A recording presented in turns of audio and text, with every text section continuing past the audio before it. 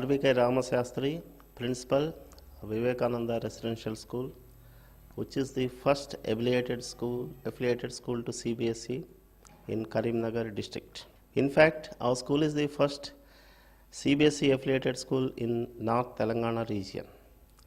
Vivekananda Education Society, under the guidance of the eminent academician Dr. V. Kondalrao Garu, the former principal and director of Shatavahana PG Center, which has been converted into Shatavahana University at present.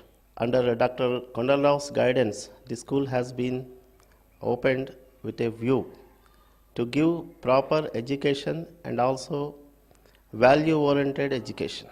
The school is named after Swami Vivekananda so that the students also learn about